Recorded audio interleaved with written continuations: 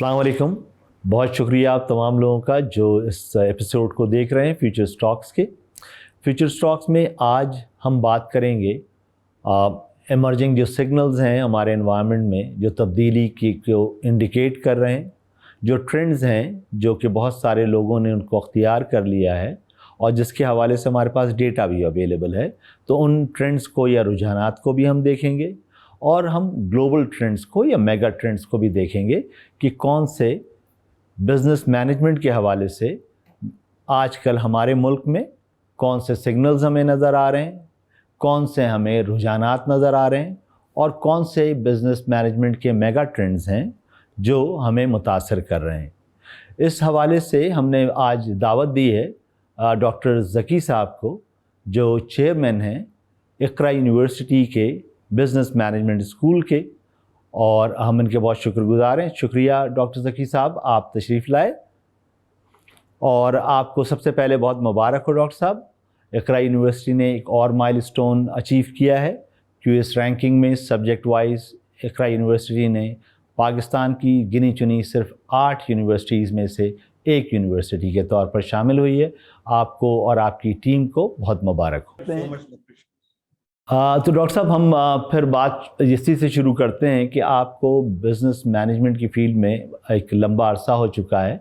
आप यहाँ पर अपने मुल्क में लोकली या नेशनली कौन से ऐसे सिग्नल्स देख रहे हैं जो कि इंडिकेशन है कि हो सकता है कि अगर इसको बहुत बड़ी आबादी में इस रुझान के तौर पर इख्तियार कर लिया गया तो ये ट्रेंड में कन्वर्ट हो जाएगा। तो ऐसे कौन से सिग्नल्स आपको नज़र आ रहे हैं बिज़नेस मैनेजमेंट में और बिज़नेस स्टडीज़ के प्रोग्राम में? Thank you so much doctor Shams साहब for inviting me for this talk. आपका बहुत शुक्रिया कि मुझे इस डिस्कशन के लिए आपने बुलाया। ये आपने बड़ी अच्छी बात कही कि इक़रा यूनिवर्सिटी जो है वो इस वक्त 8 यूनिवर्सिटीज़ के अंदर शामिल हो गई है, जो कि क्यूएस रैंकिंग का पार्ट है, और इसका बिजनेस डिपार्टमेंट जो है वो उसमें रैंक हुआ है। That's an honor for us as well and for the university and for Pakistan as well. जो क्यूएस रैंकिंग है पूरी वर्ल्ड क्लास रैंकिंग है वो, तो जितनी ज्यादा यूनिवर्सिटीज पाकिस्तान की शामिल होंगी वो ज्यादा अच्छी बात है पाकिस्तान के लिए, और उसमें इक़रा यूनिवर्सिटी ने लीड ली है, तो ये हमारे लिए भी एक अच्छी बात है। बिजनेस एजुकेशन का ट्रेंड अगर पाकिस्तान में अगर आप देखेंगे, क्योंकि जब हम ट्रेंड निकालते हैं तो हमें कुछ हिस्टोरिकल अंडरस्टैंडिंग चाहिए होती है। ट्रेंड का पर्पज यही होता है कि हम देखें कि पास्ट में क्या हो चुका है और फ्यूचर में क्या होने वाला है, उसकी बेसिस के ऊपर। तो अगर बिजनेस एजुकेशन को आप देखेंगे पिछले 50-60 साल के अंदर, जब आईबीएनएस को स्टार्ट किया, बाकी यूनिवर्सिटीज इसमें एंटर हुई, और आज तकरीबन कोई 200 डिफरेंट बिजनेस स्कूल्स पाकिस्तान के अंदर ऐसे हैं जो कि बिजनेस एजुकेशन प्रोवाइड कर रहे हैं स्टूडेंट्स को। उस तनाजुर में अगर हम देखेंगे तो पिछले 15 से 20 साल के अंदर काफी तब्दीलियां आई हैं इसके अंदर। उन 15-20 सालों के अंदर जो तब्दीलियां आई हैं वो ये कि बिजनेस एजुकेशन का ट्रेंड ने ग्रो किया और लोग आईटी से हटकर बिजनेस की तरफ मूव हुए। फिर उसके बाद उस ट्रेंड ने एक और चीज चेंज की कि उसमें एक डाइवर्सिफिकेशन हुई। पहले जो बिजनेस का प्रोग्राम था वो सिर्फ एक एमबीए की लेवल की हद तक था, और एमबीए के जो गिने चुने 15-20 कोर्सेज थे स्टूडेंट्स उनको करते थे, जिसकी वजह से उनको बिजनेस मैनेजमेंट की डिग्री मिलती थी। लेकिन जब ये 200 यूनिवर्सिटीज आई और बिजनेस ने ग्रो किया पाकिस्तान में, तो बहुत सारे प्रोग्राम्स इमर्ज हुए उसकी वजह से। न सिर्फ एक एमबीए लेवल के ऊपर बल्कि बीबीए लेवल के ऊपर भी वो प्रोग्राम्स आने शुरू हुए, तो एक डाइवर्सिफिकेशन हुई।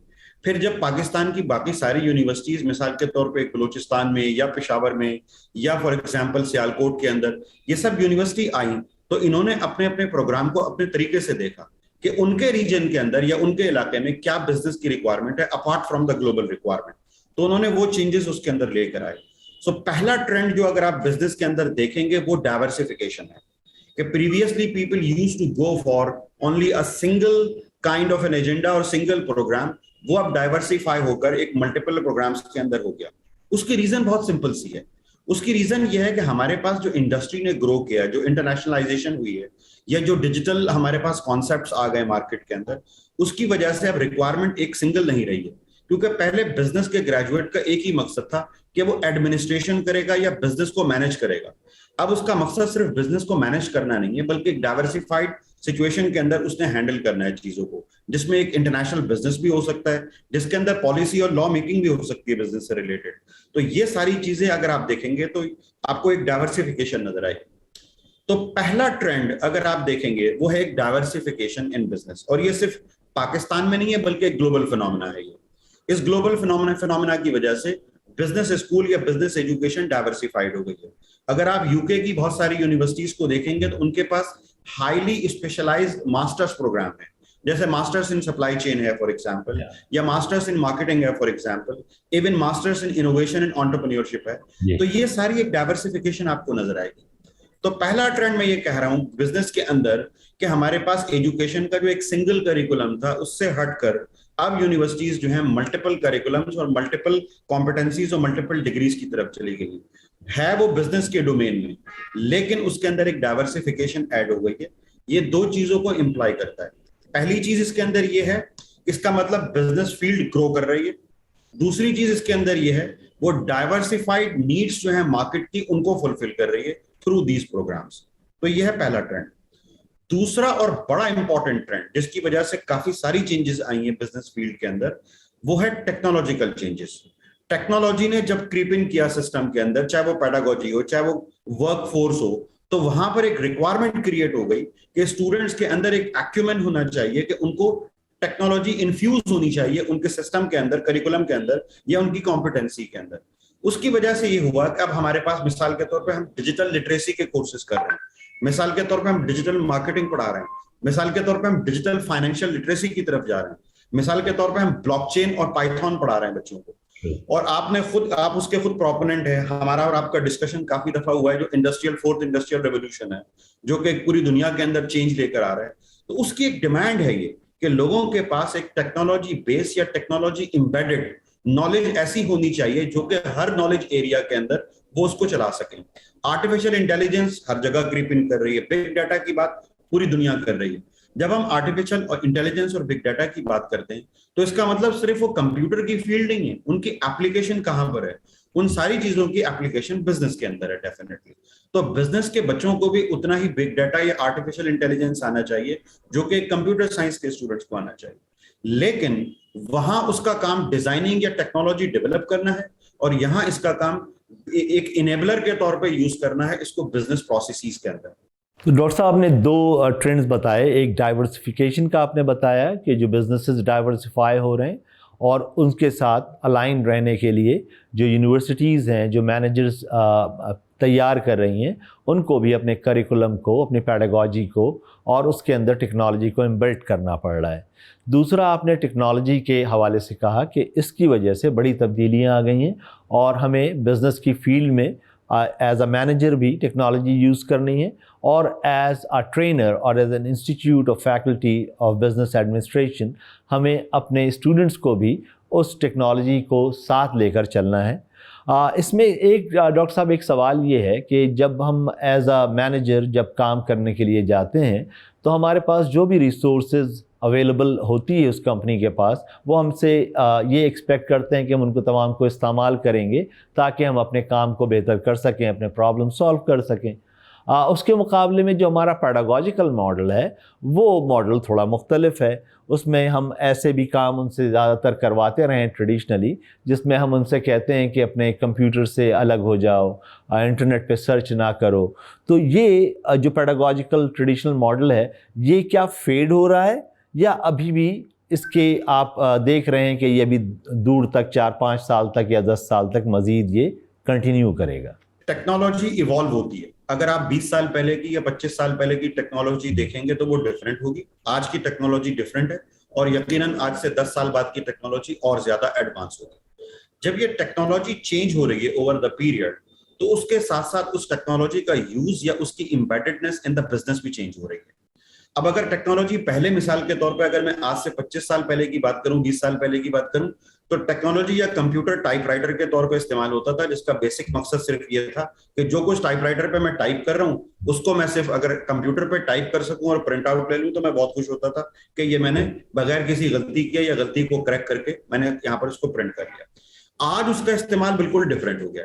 आज अगर हम टेक्नोलॉजी की बात करें तो वो सिर्फ एक सिंपल सी टाइपिंग टूल के तौर पे नहीं रहा, या एक डेटाबेस के तौर पे नहीं रहा, या एक कम्युनिकेशन मोड के तौर पे नहीं रहा, बल्कि इसके अंदर एक बड़ी खास चीज एक टेक्नोलॉजी के अंदर आ गई है, वो है इंटीग्रेशन। हम हर चीज को इसमें इंटीग्रेट करते जा रहे हैं। उस इंटीग्रेशन की वजह से अगर हम ये समझते हैं कि हम बगैर टेक्नोलॉजी के या बगैर किसी सिस्टम को हम यूज किए हुए अगर किसी हम अपने एम्प्लॉय को कहें कि आप इसके बगैर काम कर लें, तो वो मुमकिन नहीं है। वो किसी हद तक एक ना एक लेवल उस टेक्नोलॉजी का उसके अंदर यूज हो रहा होगा, चाहे वो कम्युनिकेशन के लिए यूज कर रहा होगा, चाहे वो एक सिस्टम या प्रोसेसेस को कन्वर्ट कर रहा होगा थ्रू टेक्नोलॉजी, या फिर वो एक स्ट्रेटेजिकली उसको यूज कर रहा होगा to leverage of the entire organisation. अब मसला यह है कि टेक्नोलॉजी जब चेंज करती है या उसको हम इम्बेड करने की कोशिश करते हैं, जिसको अभी हम बिजनेस की लैंग्वेज में बिजनेस ट्रांसफॉर्मेशन कहते हैं कि हम बिजनेस को ट्रांसफॉर्म कैसे करें, तो ट्रांसफॉर्मेशन की कई लेयर्स होती हैं। हर ऑर्गेनाइजेशन हर बिजनेस ट्रांसफॉर्म नहीं करता। और आपने एक बड़ी अच्छी बात कही शुरू में कि हर ऑर्गेनाइजेशन के पास एक लिमिटेड रिसोर्सेज हैं, उन लिमिटेड रिसोर्सेज की बेसिस के ऊपर उसने ट्रांसफॉर्मेशन लेकर आनी है। तो हर ऑर्गेनाइजेशन ने यह समझना है कि मैं टेक्नोलॉजी को किस हद तक लेवरेज कर सकता हूं ताकि मैं सस्टेनेबल भी रहूं, क्योंकि टेक्नोलॉजी इज एक्सपेंसिव।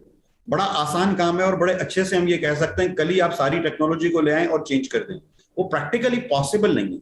उसकी वजह यह है कि सारे बिजनेस प्रोसेसेस और सारे जितने बिजनेस आउटकम्स हैं या प्रोडक्ट्स हैं वो उसमें कन्वर्ट हो सकती हैं कि नहीं हो सकती। इसकी मिसाल मैं एक सिंपल सी देता हूँ। आज अगर कोई यूनिवर्सिटी ये चाहती है कि मैं फिजिकल से ऑनलाइन में कन्वर्ट हो जाऊं, बड़ा आसान सवाल है कि आपने कहा जी टेक्नोलॉजी को लेकर आ जाए, कम्युनिकेशन मोड को चेंज कर लें। तो by simply changing the communication mode between teachers and student is not good enough, it needs a holistic solution. जब तक वो कंप्लीट सोल्यूशन मौजूद नहीं होगा, जब तक वो कंप्लीट सिस्टम नहीं होगा, हम उसको चेंज नहीं कर सकते किसी फिजिकल यूनिवर्सिटी को ऑनलाइन यूनिवर्सिटी के अंदर। तो यही बिजनेसेस की मिसालें हैं कि बिजनेस के अंदर बहुत सारे लोग उसको चेंज तो करना चाहते हैं, लेकिन मसला यह कि उनको एग्जैक्टली अंदाजा नहीं होता कि किस लेवल पर जाकर कौन सी ट्रांसफॉर्मेशन उनके लिए मुनासिब रहेगी अभी, कि पहले उसको चेंज करें फिर दूसरी और फिर तीसरी लेयर के ऊपर जाएं। जो बड़ी ऑर्गेनाइजेशन है, मल्टीनेशनल कंपनीज हैं, वो 5-5 साल की प्लानिंग करती हैं। उनके पास अगर अगले 5 साल में क्या होना है उस टेक्नोलॉजी चेंज की प्लानिंग आज करते हैं, ताकि उनको पता होता है कि जब टेक्नोलॉजी को हम लेकर आते हैं तो हमें कुछ सिस्टम पैरेलल रन करने होते हैं, कुछ सिस्टम को चेंज करना होता है, कुछ एम्प्लॉयज की ट्रेनिंग कंडक्ट करनी होती है, कुछ हमारे पास जो कस्टमर्स या हमारे और दूसरे स्टेक होल्डर्स हैं उनकी ऑन बोर्डिंग करनी होती है, तब जाके आप टेक्नोलॉजी से फायदा उठा सकते हैं। तो अगर हम ये समझते हैं कि टेक्नोलॉजी से हमें फायदा उठाना है और इस चेंज को हम परसीव कर रहे हैं और बिल्कुल सही कर रहे हैं, टेक्नोलॉजी ने आना है और नई टेक्नोलॉजी ने और भी आना है। जैसा कि मैंने कहा कि टेक्नोलॉजी की ब्यूटी ये है कि इंटीग्रेट करती जा रही है चीजों को।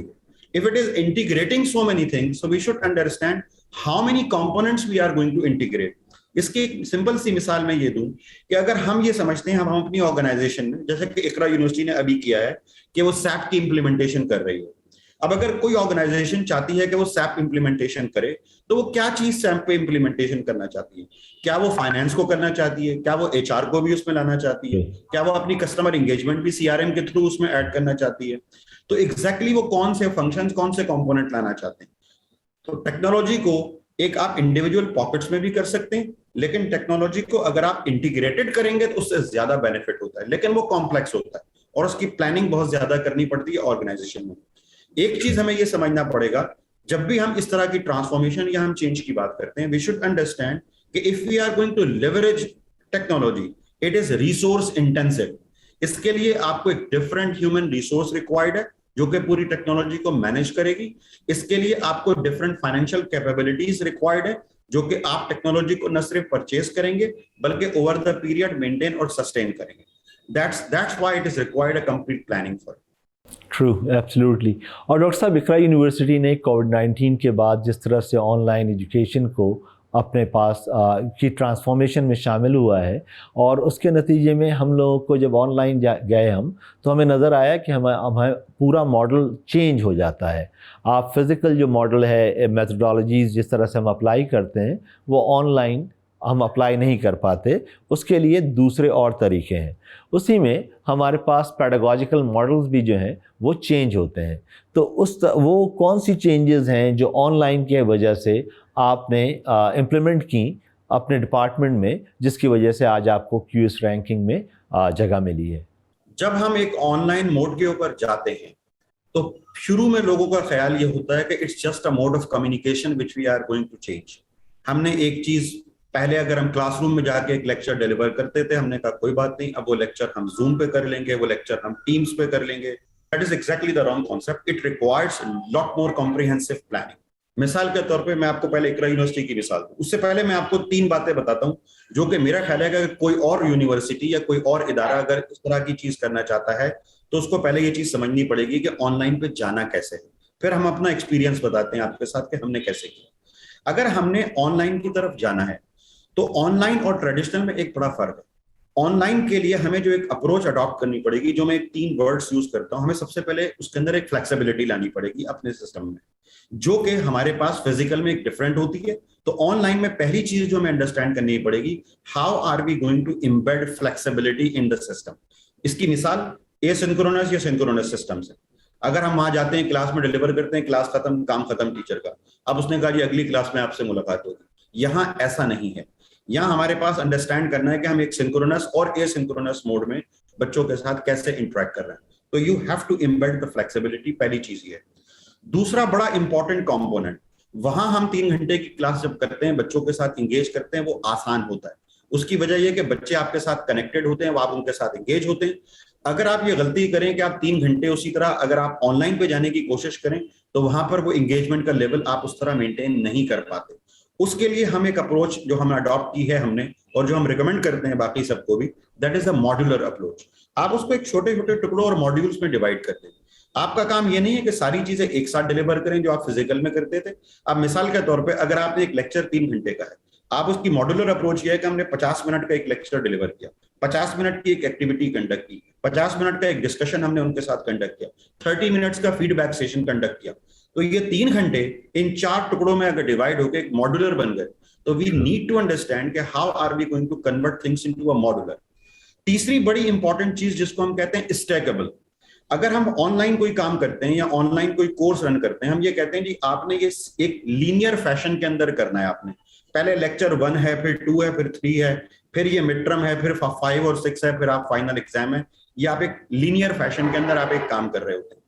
ऑनलाइन के अंदर लीनियर फैशन काम नहीं करता। बच्चे उसको एक आइटरेटिव नेचर के अंदर जाना चाहते हैं कि मैंने अगर ये काम अभी कंप्लीट कर लिया तो मैं कोई और काम कर लूं या कोई तीसरा काम कर लूं। तो उसको हम कहते हैं स्टैकेबल। हमने चीजों को एक स्टैकेबल बनाना है, ऐसा कि आपने अगर ABCD ये चीजें कर ली, आप उनको स्टैक करें तो आपका कोर्स कंप्लीट हो जाएगा। तो जब हम ये स्टैकेबिलिटी लेकर आएंगे अपनी चीजों के अंदर तो उसका फायदा ये होगा कि बच्चे मुख्तलिफ काम करेंगे तो उनका कोर्स कंप्लीट हो सकता है उससे। तो ये चीज लोग इस चीज को बड़ा अंडरस्टैंड नहीं कर पाते कि जब तक हम उसके अंदर एक फ्लेक्सिबल, मॉड्यूलर और स्टैकेबल अप्रोच नहीं लेकर आएंगे, हम ऑनलाइन की तरफ नहीं कन्वर्ट कर सकते। अब ये मिसाल मैं इकरा यूनिवर्सिटी की तरफ देता हूं कि इकरा यूनिवर्सिटी ने कैसे ये सारे काम किए। मिसाल के तौर पे हमने वीडियो लेक्चर्स डेवलप किए, मिसाल के तौर पे हमने स्मॉल वीडियो केसेस डेवलप किए। उन सब का फायदा ये था, हमने एक एसिंक्रोनस असेसमेंट मॉड्यूल्स हमने लोगों के लिए, बच्चों के लिए बनाए। उसका फायदा यह था कि आप मल्टीपल टाइम्स अपने आप को असेस करें और चेक करें कि आप किस हद तक आपके अंदर कॉम्पिटेंसी आई है। जो मैं एक ऑनलाइन की खास बात बता रहा हूं उसके अंदर एक आइटरेटिव नेचर है। अगर आप दुनिया के ऑनलाइन कोर्सेज देखेंगे तो वो आपको अलाउ करते हैं कि आप लेक्चर को पीछे जाके लेक्चर 1 को दोबारा देखें, लेक्चर 2 को दोबारा देखें, जो कि फिजिकल क्लास में पॉसिबल नहीं था कि आप लेक्चर 1 टीचर ने कहा काम खत्म, अब तो आज तो लेक्चर 2 है या लेक्चर 5 है। अब अगर आपको लेक्चर 2 नहीं समझ में आया तो आप किसी दोस्त से समझ लें या मेरे पास आके डिस्कस कर लें। हम यहां पर कहते हैं कि ये लेक्चर रिकॉर्डेड है, आपने 4 दफा लेक्चर 2 को देखना है, आप 4 दफा देखें। आपने 3 दफा अपने आप को टेस्ट करना है उस कॉन्सेप्ट के ऊपर जो आप नहीं समझ पा रहे हैं, आप अपने आप को 3 दफा टेस्ट करें। तो उसका फायदा यह है कि उसके अंदर एक आइटरेटिव नेचर है। उस आइटरेटिव नेचर के अंदर एक फायदा है, वो ये कि मैं कभी भी अपने मर्जी से किसी भी टाइम पर जाकर उस लेक्चर को देख सकता हूं। उसका एक नुकसान है, नुकसान ये है कि अगर मैं उस लूप के अंदर लगा रहूंगा, लेक्चर 2 और लेक्चर 3 को बार बार देखूंगा, तो मेरा लेक्चर 7 और लेक्चर 8 का टाइम रह जाएगा, मैं उसको नहीं कर पाऊंगा। यही वजह है कि जो अगर आप ऑनलाइन कोर्सेज की हिस्ट्री उठाकर देखें दुनिया में, तो उनके अंदर कंप्लीशन रेट्स कम है। अगर फिजिकली बच्चे आते हैं तो 90% कंप्लीट कर लेते हैं, डिग्री को 80% कर लेते हैं।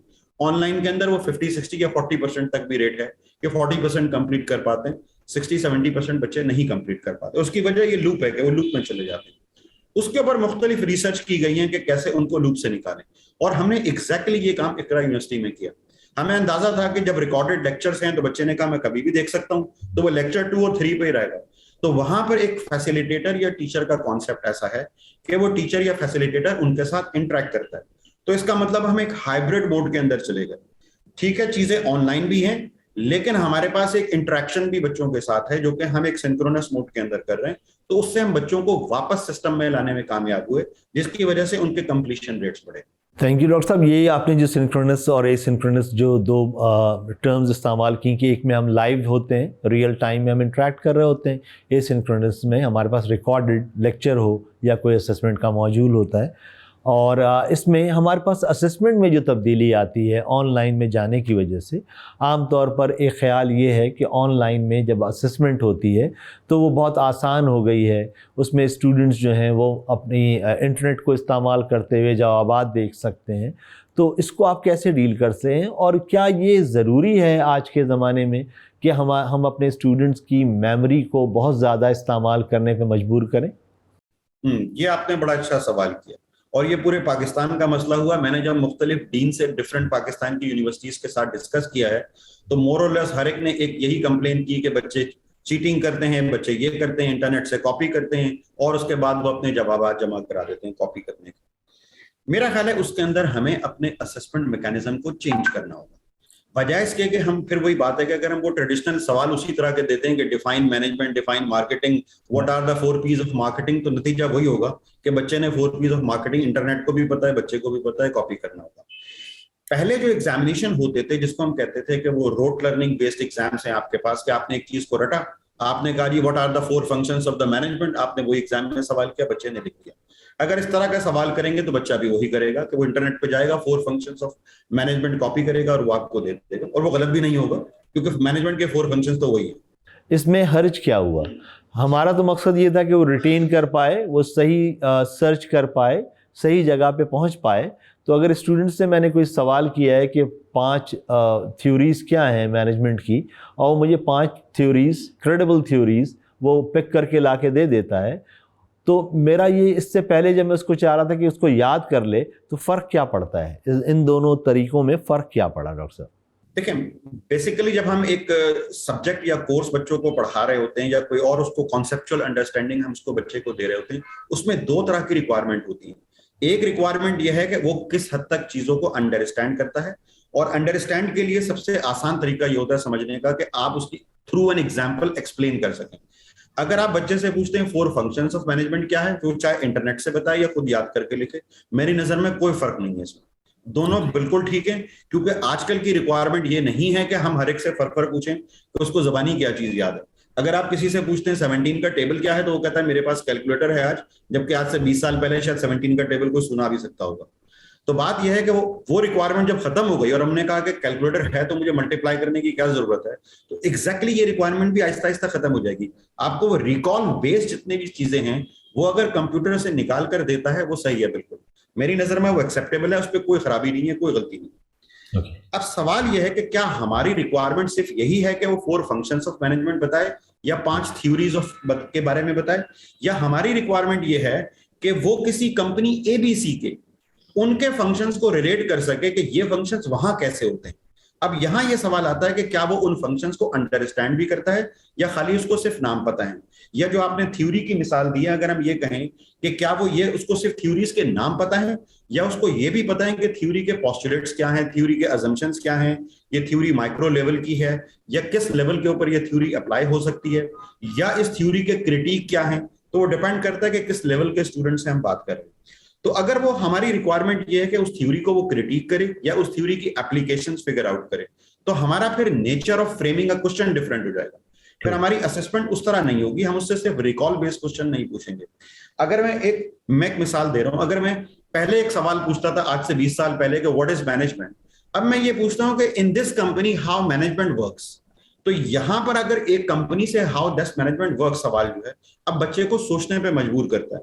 अब यहां उसको अलाउ है बिल्कुल कि वो इंटरनेट पे जाए, वो चीजें निकाले, वो पूछे।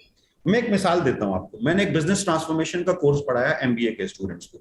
वो पूरा ऑनलाइन कोर्स था, उसके अंदर बच्चों ने सारी चीजें ऑनलाइन सर्च करनी थी, एग्जाम ऑनलाइन था उसका, उसके अंदर हर चीज उनको, उसमें सिर्फ मैंने ये था कि देखें ये हमारे पास एक ट्रांसफॉर्मेशन का मॉडल है, ये एक रिसर्च कहती है कि ट्रांसफॉर्मेशन इन सारे स्टेजेस से होगी।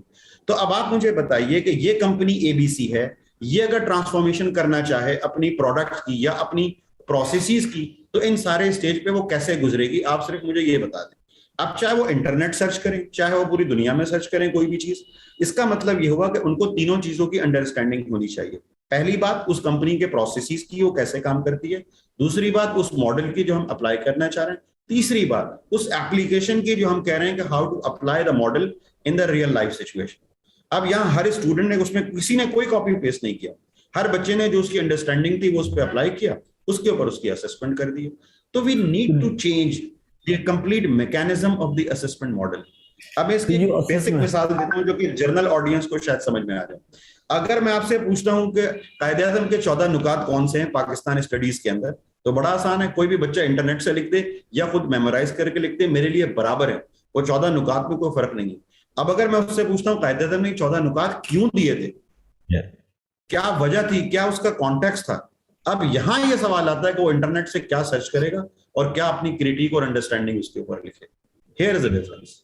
तो डॉक्टर साहब, जो असेसमेंट के मॉडल में जो चेंजेस पे मजबूरी हो गई हमें ऑनलाइन जाने की वजह से, क्या वो जो हमारी मजबूरी थी वो ऑनलाइन की वजह से ही थी, या हमारी ये ज़रूरत ट्रेडिशनल लर्निंग को भी चेंज करने की है? यानी जब हम फिज़िकल मोड में भी हों तो भी अब हमारी ज़रूरत बन गई है कि हम उनसे प्रॉब्लमेटिक क्वेश्चंस दें, प्रॉब्लमेटाइज करें सवाल को और उस पर एप्लीकेशन उनसे करवाने की कोशिश करें। तो क्या ये सिर्फ ऑनलाइन के लिए ज़रूरी है, या आपके ख़्याल में आज की दुनिया में जो बिज़नेस वर्ल्ड है उसकी भी रिक्वायरमेंट है कि हम इसी तरीके को फिजिकल क्लासेस में भी लेके चले? हमारे पास इस वक्त जो, अगर हम टॉप 20 कॉम्पिटेंसीज देखें जो दुनिया में रिक्वायर्ड हैं जो ग्रेजुएट्स है, उसमें इंपॉर्टेंट जो कॉम्पिटेंसीज हैं मिसाल के तौर पे problem solving skills, critical thinking skills हैं, टीम बिल्डिंग स्किल्स हैं, ये सारी चीजें रिक्वायर्ड हैं ये। और अब अगर हम अपने असेसमेंट को, चाहे वो फिजिकल क्लास में हम क्यों ना पढ़ा रहे हो बच्चों को, फेस टू फेस क्यों ना हो, उसमें अगर हम ये चीज इम्बेड कर देंगे तो इसका मतलब ये है कि हम एक इंटीग्रेटेड अप्रोच के थ्रू करिकुलम ये सारी चीजें हम उनमें इनकलकेट कर देंगे बच्चों में। बजाय इसके कि एक बच्चे से पूछने के कोई चीज, अगर मैं 4 बच्चे से कहता हूं कि आप मिलकर एज अ टीम आप एक थिंकिंग करें इस चीज के ऊपर और एक मॉडल डेवलप करें या एक आइडिया डेवलप करें या कोई इनोवेशन सोचें आप उसके ऊपर, तो ये असेसमेंट के अंदर ये जरूरी है वो सारे ट्रेडिशनल मेथड जो रिकॉल बेस्ड है, जिसको हम ब्लूम्स टेक्नोलॉजी की जबान में कहते हैं कि उनके अंदर एक एनालिसिस और सिंथेसिस आना चाहिए बच्चों को, तो हमें वहां पर लेके जाना पड़ेगा। उस पर बहस बहुत सारे लोग या बहुत सारे टीचर्स ये करते हैं कि जी हमारे पास चूंकि अंडर ग्रेजुएट लेवल के ऊपर हम उनको एनालिसिस और सिंथेसिस नहीं सिखा सकते, या मैं कोई मैनेजमेंट का 101 कोर्स पढ़ा रहा हूं अगर, तो 101 कोर्स में मैं थिंकिंग स्किल्स कैसे डाल दूं, या 101 कोर्स में मैं एक सिंथेसिस कैसे डाल दूं। मेरा अपना जाती ख्याल ये है कि ये हम डाल सकते हैं उसके अंदर, हम एक प्रॉब्लम सॉल्विंग, हम उसके अंदर एक क्रिटिकल थिंकिंग, हम उसके अंदर एक लॉजिक और अंडरस्टैंडिंग हम डाल सकते हैं। उसकी वजह यह कि हमें अपने सवाल को व्हाट से हटकर व्हाई और हाउ पर ले जाना पड़ेगा हमें। तो हमारा सवाल जो पहले व्हाट होता था ना कि what is this, what is this, what is this, हम उसको पहले लेकर जाएं अगले स्टेज के ऊपर कि how is it working and how is it, फिर उसके बाद उससे अगले स्टेज पे लेके जाएं व्हाई इज इट, देन उसके बाद अगले स्टेज पे लेके जाएं why not it is working in that way. तो वो एक स्टेजेस से जब बच्चा गुजरेगा तो मेरा ख्याल है कि उसकी ये स्किल्स भी जरूर बढ़ेंगी। और डेफिनेटली ये एक रिक्वायरमेंट है फिजिकल क्लासरूम्स के अंदर भी, चाहे हम उसको ट्रेडिशनली पढ़ा रहे हो चाहे हम ऑनलाइन पढ़ा रहे हो स्टूडेंट्स को, हमें अपने असेसमेंट मेथड्स को चेंज करने की सख्त जरूरत है। तो डॉक्टर साहब, ये लर्नर सेंटर्ड अप्रोच जिसके बारे में हम बहुत ज़माने से ये सुन रहे हैं, ये पाकिस्तान में हायर एजुकेशन जो प्रोवाइडर्स हैं उन्होंने किस हद तक इसको अडॉप्ट किया है? क्या ये अभी तक एक सिग्नल के तौर पे आपको नज़र आ रहा है या आपको ये ट्रेंड बनता हुआ नज़र आ रहा है? लर्नर सेंटर्ड अप्रोच के ऊपर जो लोग एजुकेशन के अंदर बैचलर्स मास्टर्स कर रहे होते हैं, ये उनकी टिप पर होता है, हर डिस्कशन हर चीज के अंदर इसका जिक्र खैर होता है कि जी हमें लर्नर सेंटर्ड अप्रोच की तरफ जाना चाहिए। लेकिन अगर मैं प्रैक्टिकली क्लासरूम में देखूं तो ऐसा होता नहीं है। उसकी वजह बड़ी आसान सी है। उसकी वजह यह है कि अगर मैं आज से जो 15-20 साल पहले लोगों ने पढ़ा है, वो जब टीचर क्लासरूम में आता था तो उसका एक स्टाइल होता था, वो खड़े होकर जब बोलता था सारे बच्चे उसको सुनते थे। तो teacher is actually a professor, वो प्रोफेसीज और डिस्कशंस करता था और बच्चे बड़े शौक से उसको सुनते थे। वो टीचर अच्छा माना जाता था जो 1 घंटे तक बोलता रहता है बगैर रुके, तो हम कहते थे ये टीचर बहुत अच्छा है, देखें कितनी नॉलेज है इसके पास, 1 घंटे से ये टीचर बोल रहा है, बच्चे सब खामोश है, कोई सवाल नहीं कोई जवाब नहीं, लेक्चर खत्म हुआ टीचर चला गया। वो अप्रोच से ट्रेंड हुए सारे टीचर्स। आज अगर आप टीचर्स को देखेंगे जो इस वक्त यहाँ मौजूद हैं, जाहिर है एक टीचर की एज इस वक्त 25-30 साल होगी, जो अगर यंग टीचर भी है तो उस 25-30 साल के टीचर का मतलब यह है कि वो अगर उससे 10 साल पहले उसने एजुकेशन लेनी शुरू की है, 15 साल जो इंटरमीडिएट की और यूनिवर्सिटी की, तो उसकी ट्रेनिंग इसी तरह हुई है। उसके अंदर लर्नर सेंटर्ड का ना वर्ड था ना कॉन्सेप्ट था।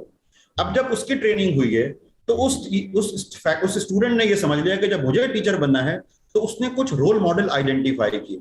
ये मेरा टीचर बड़ा अच्छा था, ये मेरा टीचर बगैर रुके बोलता था, इस टीचर ने बड़ी अच्छी अच्छी बातें बताई हैं। तो हमने अपने दिमाग में वो रोल मॉडल निकाले। अब हमने उन टीचर्स को कॉपी करना शुरू कर दिया कि जब मैं टीचर बनूंगा तो मैं भी ऐसा ही टीचर बनूंगा, कुछ अपना भी उसके अंदर फ्लेवर ऐड किया। उसकी वजह से ये हुआ कि हम उस लर्नर सेंटर्ड को कहते तो हैं, लेकिन हमारे पास वो जो बिल्ट इन रोल मॉडल है ना, जिसको हम कहते हैं अपने बिहेवियर ऑब्जर्वेशंस के अंदर, कि हमने जो उन बिहेवियर्स को ऑब्जर्व किया हुआ है ना, वो हमारे इनग्रेन्ड हो गए अंदर, हम उनको बार बार सामने लेकर आते हैं और वो बन जाते हैं। एक वर्कशॉप मैंने अटेंड की, उस वर्कशॉप के अंदर लर्नर सेंटर्ड के ऊपर यही सारा डिस्कशन था। आधे घंटे तक फैसिलिटेटर वो उसके ऊपर बोलते रहे। तो मैंने उनसे पूछा कि भाई ये लर्नर सेंटर्ड पे काम हो रहा है तो कुछ हम पे भी अप्लाई करते हैं वो लर्नर सेंटर्ड, लर्नर से भी कुछ पूछ लें आप, आधे घंटे से आप ही बोले जा रहे हैं इसके ऊपर। तो लर्नर सेंटर्ड अप्रोच लाना जरूरी है, लेकिन मेरी नजर में उसके लिए सबसे पहले हमें एक टीचर्स की प्रॉपर ट्रेनिंग करनी पड़ेगी। उनको ये समझाना पड़ेगा लर्नर सेंटर्ड अप्रोच के अंदर किस तरह आप चेंजेस लेकर आएंगे अपनी पेडागोजी के अंदर, किस तरह करिकुलम को आप डिवाइड करेंगे और किस तरह उसके अंदर इनोवेटिव या नॉवेल टेक्निक्स आप उसमें ऐड करेंगे। नॉर्मली लर्नर सेंटर्ड का मतलब क्या समझा जाता है, जो एक जर्नल कॉन्सेप्ट की मैं बात कर रहा हूँ। लर्नर सेंटर्ड में ये समझा जाता है कि हम ऐसा करेंगे, सवाल पूछेंगे, बच्चा जवाब देगा, हम इंटरेक्शन कर रहे हैं बच्चों के साथ, तो ये लर्नर सेंटर्ड हो गया ना। देखिए बच्चों ने 10 सवाल पूछे, मैंने उनके जवाब दिए, तो ये लर्नर सेंटर्ड हो गया। वो इंटरेक्शन तो हो गया, लेकिन वो लर्नर सेंटर्ड नहीं हुआ। अब अगर लर्नर सेंटर्ड की एक बड़ी स्पेसिफिक एग्जांपल दूं तो मिसाल के तौर पे एक प्रोजेक्ट बेस्ड लर्निंग है। हमने एक प्रोजेक्ट डिजाइन किया है पूरा, उस प्रोजेक्ट को हमने करिकुलम के यूनिट्स के ऊपर अंडरस्टैंड किया कि ये यूनिट ए बी सी बच्चे पढ़ेंगे। उसके बाद मैंने लर्नर को कहा कि अब आप ये प्रोजेक्ट लें और आप इस चीज को करें प्रोजेक्ट को। तो इसका मतलब ये हुआ कि लर्नर्स उन सारी चीजों से गुजरेगा, थियोरेटिकली भी और प्रैक्टिकली भी, और टीचर वहां फैसिलिटेट करेगा। So that is a learner centred. अब इसकी मैं एक छोटी सी मिसाल दूं, हम एक प्रोजेक्ट पे अभी मैं काम कर रहा हूं डॉक्टर फरिया के साथ, उनका डिजाइन के ऊपर काम है, एजुकेशनल डिजाइन के ऊपर उनका काम है। उसके अंदर हम ये डिजाइन कर रहे हैं कि हमारे पास बहुत सारी स्पेसेस हैं, इकरा यूनिवर्सिटी के अंदर भी और बाहर भी अगर बहुत सारी स्पेस हैं। अब अगर मैं हिस्ट्री पढ़ा रहा हूँ मिसाल के तौर पे बच्चे को, हिस्ट्री ऑफ पाकिस्तान या हिस्ट्री ऑफ कराची अगर मैं एक स्टूडेंट को पढ़ा रहा हूँ, तो वो हिस्टोरिकल प्लेसेस पे जाएगा। उन हिस्टोरिकल प्लेसेस के ऊपर कुछ QR कोड्स हम जनरेट करेंगे। वो अपने मोबाइल के ऊपर जब जैसे ही जाएगा तो लोकेशन ट्रेसेबिलिटी की बेसिस के ऊपर उसके पास कुछ हिस्ट्री की चीजें पॉप करेंगी, वो उनको रीड करेगा। वो उसके बाद उन रीडिंग की बेसिस के ऊपर वो कुछ एक्शंस आइटम जनरेट करेंगे जो वो करेगा। तो हिस्ट्री पढ़ाने के लिए अगर मुझे कराची की पढ़ानी है तो हिस्टोरिकल प्लेस पे जाएगा। मिसाल के तौर पे अगर मुहट्टा पैलेस जाएगा, कायदे आज़म के मजार पे जाएगा वो, तो वहां जाकर वो पॉप करेंगी चीजें, उसके बारे में एक हिस्टोरिकल डाटा उसके पास आएगा, फिर वो आगे बढ़ेगा। तो हिस्ट्री ऑफ पाकिस्तान या हिस्ट्री ऑफ कराची वो अगर ऐसे पढ़ेगा इम्बेड करने के बाद एक बच्चा एक स्कूल का, एक कॉलेज का, तो उसको ज्यादा अंडरस्टैंडिंग होगी, क्योंकि वो उस चीज से ज्यादा करीब है। क्योंकि आज के बच्चे टेक्नोलॉजी ज्यादा अडॉप्टेशन करते हैं। एक हमारे पास जो पुरानी जनरेशन है वो एक लेगर्ड जनरेशन है, वो पहले इवेल्युएट करती है कॉस्ट एंड बेनिफिट, फिर टेक्नोलॉजी पे जंप करती है। आजकल के बच्चे ऐसे नहीं करते। आज को नया सॉफ्टवेयर आता है, कोई नया गेम आता है, फौरन अडॉप्ट कर लेते हैं। तो जब ये टेक्नोलॉजी हम इम्बेड करेंगे अपने पेडागोजी के अंदर, तो that is actually a learner centred. यहाँ लर्नर एक सेंटर है मेरी नजर में, जब मैं उसके ऊपर मैंने डिजाइन करके उस लर्नर को बनाया। इसके अंदर एक छोटा सा मसला है जब हम लर्नर सेंटर्ड की बात करते हैं। वो मसला ये है कि जब टीचर सेंटर्ड अप्रोच होती है ना, तो बहुत आसान होती है। मैं एक टीचर हूं, मैंने एक लेक्चर देना है, 200 बच्चे जिस तरह के भी बैठे हुए हों, मैंने उनको लेक्चर डिलीवर कर दिया, मैं वापस आ गया, काम खत्म। अब उन्होंने क्या समझा, किसकी क्या अंडरस्टैंडिंग थी, पहले मुझे नहीं पता। वो खुद से आपस में समझते रहे, या किताबें पढ़ते रहे, या इंटरनेट सर्च करते रहे। जब मैं लर्नर सेंटर्ड बनाता हूं तो मुझे लर्नर की कैपेसिटी को अंडरस्टैंड करना पड़ेगा, मुझे लर्नर की डाइवर्सिटी को अंडरस्टैंड करना पड़ेगा, मुझे लर्नर की नीड्स को अंडरस्टैंड करना पड़ेगा, और मुझे ये अंडरस्टैंड करना पड़ेगा कि मैं किस लर्नर को कहां से शुरू करूं। एक लर्नर को हो सकता है कि मैं एक ग्रुप को मैं नीचे से शुरू करूं, दूसरा ग्रुप जो ज्यादा एडवांस अंडरस्टैंडिंग है जिसकी, मैं उसको एक डिफरेंट लेवल से करूं। तो यहाँ टीचर का रोल बढ़ जाता है। तो लर्नर सेंटर्ड में ये सारी चीजें को हमें अंडरस्टैंड करना पड़ता है, बजाय इसके कि हम सिर्फ एक इंटरेक्शन कर दें और हमने कहा ये लर्नर सेंटर्ड हो गया। देखें बच्चों से कितने सवाल जवाब किए मैंने आज। डॉक्टर साहब, ये माइंडसेट तो चेंज होने में आपके ख्याल में कितना टाइम लगेगा? ये जो हमारे पास जब हम ऑनलाइन गए थे तो टीचर्स का वर्क स्पेस चेंज हो गया, स्टूडेंट्स का वर्क स्पेस चेंज हो गया, और जो स्टाफ था उसका वर्क स्पेस चेंज हो गया। हमने उसके साथ अडेप्ट करने की कोशिश की, तो और साथ साथ हमने ऑनलाइन डिलीवर कर रहे थे, तो देयर वर फ्यू थिंग्स जो कि हम लोगों को लर्न करनी पड़ी, चाहे हम स्टूडेंट हों, चाहे हम टीचर हों, चाहे हम स्टाफ हों। तो इस कोविड की वजह से मजबूरी हुई, और पाकिस्तान में कुछ अदारे ऐसे थे जो कि ऑनलाइन जा पाए, वरना एक बड़ी आबादी हमारी वो इस इंटरनेट कनेक्शन ही उनके पास अवेलेबल नहीं है, रूरल एरियाज़ में है, तो बहुत दुश्वारी में है। तो ये जो टेक्नोलॉजी हम इसका एक ऑनस्लॉट देख रहे हैं सॉर्ट ऑफ, कि बड़ी तेज़ी के साथ तब्दील भी हो रही है और हमारे मुल्क में आ भी रही है। इसी की वजह से एक इनइक्वालिटी भी बहुत बड़ी पैदा हो रही है।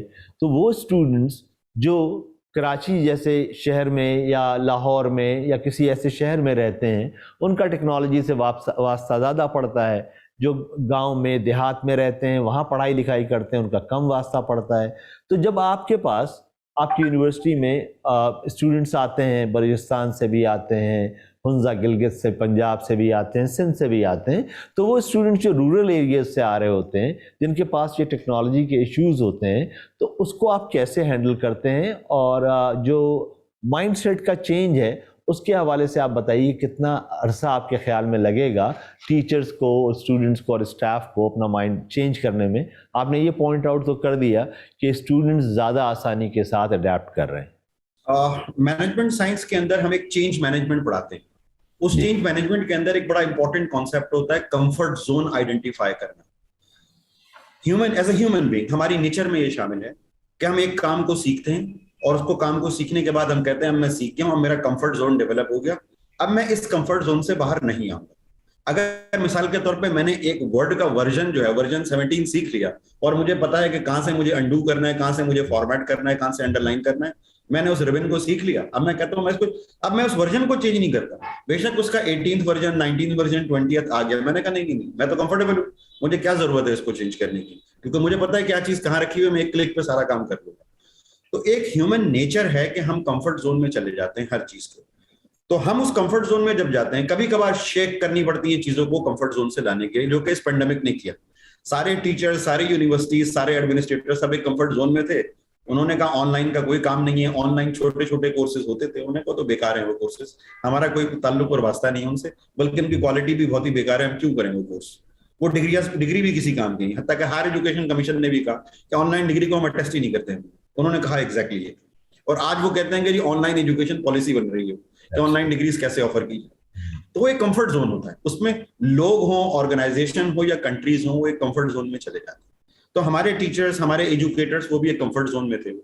जब पेंडेमिक आया और उसने इसको शेक किया कंफर्ट जोन को, तो कंफर्ट जोन से हम बाहर निकले, हमने एक्सपेरिमेंटेशन की। उस एक्सपेरिमेंटेशन के नतीजे में, जो आपका पहला सवाल था कि अब हमने क्या कर रहे हैं हम उसके अंदर, तो कुछ लोगों ने शौक से काम किया, कुछ लोगों ने खौफ से काम किया। जिन लोगों ने शौक से काम किया उन्होंने चीजें नई लर्न की और वो आज भी उन चीजों को अपने कोर्सेज के अंदर इम्बेड कर रहे हैं, पढ़ा रहे हैं, यूज कर रहे हैं, इंटीग्रेट कर रहे हैं। लेकिन जिन लोगों ने खौफ से काम की, उन्होंने कहा यार एक मजबूरी है, मैं क्या करूं, बस मुझे ये काम करना है। तो जैसे ही हम वापस फिजिकल क्लासरूम्स में आए, उन्होंने कहा बस now I am back, thank you so much, उस चीज को मैं उठा के बाहर फेंकता हूँ, अब मुझे कोई जरूरत नहीं है चेंज होने की। तो ये दो अलग अलग माइंडसेट्स हैं लोगों के, जो कि शौक से काम करना चाहते हैं, उन्होंने उन चीजों को आज भी यूज कर रहे हैं, आज भी ऑनलाइन क्लासेस, आज भी वीडियो लेक्चर्स डेवलप कर रहे हैं और आज भी उस तरह की असेसमेंट्स बना रहे हैं जो कि हम ब्लैक बोर्ड पे कर रहे हैं। अब एक बात जो सबसे इंपॉर्टेंट है इस पे समझने की, जो इकरा यूनिवर्सिटी की तरफ मैं बाद में आता हूँ, पहले एक मैं इन जनरल बात करता हूँ।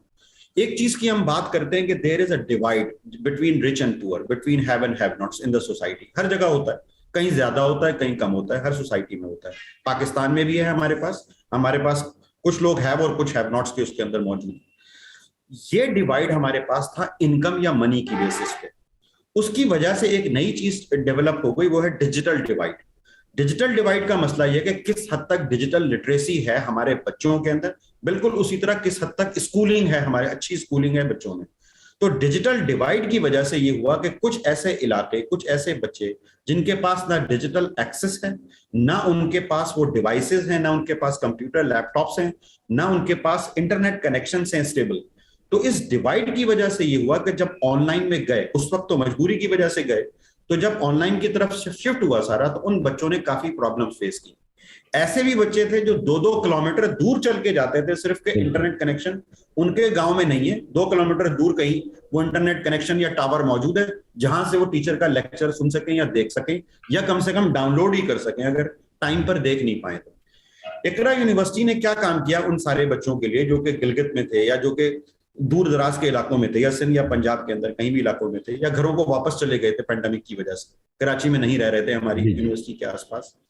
तो उनके लिए हमने 2 तरीके अपनाए। हमने एक तरीका ये अपनाया कि तमाम के तमाम लेक्चर्स को रिकॉर्ड किया, हर चीज रिकॉर्डेड होगी। तो कोई भी लेक्चर कोई टीचर डिलीवर करता था, we said it is mandatory to be recorded. और ये जरूरी नहीं है कि बच्चा उसको उस वक्त सुने या उस वक्त देखे लाइव। अगर किसी इलेक्ट्रिसिटी की वजह से, और सिर्फ ये मैं कह रहा हूँ दूर दराज के इलाकों में नहीं, कराची में भी कई जगह पर इलेक्ट्रिसिटी का इशू था, तो लोग नहीं देख पाते थे जब लेक्चर चल रहा होता था, वो कहते थे हमारी लाइट नहीं है हमारे पास, तो हम कैसे इस लेक्चर को अटेंड करेंगे। तो पहला काम हमने ये किया कि हर चीज की रिकॉर्ड किया।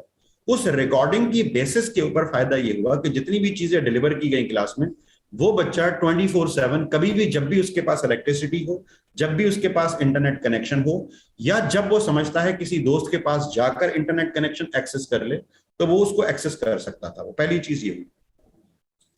दूसरा, उसके अंदर एक इशू ये आया कि कुछ जगहों पर इस चीज का भी मसला था कि वो इंटरनेट एक्सेस उनको बिल्कुल भी नहीं था। तो उसके लिए हमने ये कहा कि हम रिकॉर्डेड सेशंस उन तक पहुंचा सकते हैं। तो कुछ बच्चों तक हमने वो रिकॉर्डेड सेशन, वो सीडीज हमने उन बच्चों को दी कि ये सीडीज हम रिकॉर्ड कर रहे हैं, हम आपको पोस्ट भी कर सकते हैं। तो वो सीडीज उनको भेज दी हमने। तो उसका फायदा ये हुआ कि जब वो रिकॉर्डेड सेशन उनके पास चले गए, तो सीडीज और डीवीडीज के अंदर वो उन रिकॉर्डिंग्स को देख सकते थे कि भाई ये 20 लेक्चर इसमें रिकॉर्डेड है, ये देख सकते थे। एक और चीज मेरी नजर में जो ज्यादा मसला किया, वो सिर्फ दूर दराज के बच्चों को नहीं, लोकल भी ऐसा होता था। लोगों ने घरों में कोई 1 या 2 कंप्यूटर रखे हुए होते थे और उनके बच्चे 4 या 5 होते थे बच्चे। अब हुआ ये कि जब वर्क फ्रॉम होम हुआ, जब पेंडेमिक आया, तो अब्बा ने भी घर से काम करना है, अम्मा ने भी घर से काम करना है, 3 बच्चे जो स्कूल में पढ़ रहे हैं उनकी भी ऑनलाइन क्लासेस हो रही हैं, 2 बच्चे जो यूनिवर्सिटी में मौजूद हैं उनकी भी ऑनलाइन क्लास है, और वो सब एक ही टाइम पे हो रही है। सुबह 9 बजे से लेके दोपहर 2, 3, 4 बजे तक ये क्लासेस होती थी। तो डिवाइसेस लोगों के पास नहीं थी जिससे वो ये लेक्चर सुन सकें या कनेक्ट हो सकें। अगरचे उनके पास इलेक्ट्रिसिटी, इंटरनेट था, लेकिन कंप्यूटर 2 थे, लैपटॉप 1 था, मोबाइल 2 थे। तो उसकी वजह से ये हुआ कि एक डिमांड बढ़ी, और आपने देखा होगा ग्लोबली एक डिमांड बढ़ी है कंप्यूटर्स की भी और ये डिवाइसेस की भी, क्योंकि हर आदमी ने कनेक्टिविटी की तरफ जाना शुरू किया। तो इसका ये हुआ कि हमने बच्चों को ये फैसिलिटेट करना शुरू किया कि ठीक है, आपने लेक्चर करना है तो आप 2 दोस्त या 3 दोस्त मिलकर बैठ जाएं। कुछ ऐसे क्विजेस या प्रोजेक्ट्स बच्चों को दिए जो कहा कि आप 3 बच्चे बैठकर मिलकर ही करें एक जगह पर। तो उसका फायदा ये है कि आप जो करीब बच्चे हैं वो एक दूसरे को फैसिलिटेट कर सकते हैं, वहां बैठ सकते हैं। तो हमने हेल्प आउट जरूर किया यूनिवर्सिटी के अंदर, लेकिन जब कुछ थोड़ी सी ईज आउट हो गई, मिसाल के तौर पर उन्होंने कहा जी आप ठीक है, आप 20% बच्चों को अलाउ कर सकते हैं या 30% स्टूडेंट्स को अलाउ कर सकते हैं अपनी यूनिवर्सिटी में, तो हमने लैब्स ओपन की और उन बच्चों को कहा ठीक है, अगर आपको इशू है कंप्यूटर्स का या इंटरनेट का या इलेक्ट्रिसिटी का, तो कुछ 10%, 20%, 30% बच्चों को अलाउ किया कि आप आकर लैब्स में बैठ जाएं और आप वहां आकर लेक्चर अटेंड करें। तो इस तरह की फैसिलिटीज भी हमने सारे बच्चों को दी ताकि किसी हद तक हम उनके प्रॉब्लम्स को रिड्यूस कर सकें। डॉक्टर साहब, एक आज हमने अभी इस साल हमने देखा कि सॉफ्टवेयर डेवलपमेंट के हवाले से पाकिस्तान से खासा एक्सपोर्ट हुआ और हम $1 बिलियन से ऊपर चले गए अपने एक्सपोर्ट के हवाले से, और ये एक बड़ा इजाफा है। और इसके अलावा बहुत सारे हमारे अपने स्टूडेंट्स भी और हमारे ग्रेजुएट्स भी रिमोटली पार्टिसिपेट करते हैं, काम करते हैं, कोई अमेरिका के लिए, जापान के लिए, मिडल ईस्ट के लिए। तो ये रिमोट वर्क भी शुरू हुआ। और साथ साथ हम ये देख रहे हैं कि एंटरप्रेन्योरशिप जो है वो भी ऑनलाइन बहुत बढ़ती चली गई।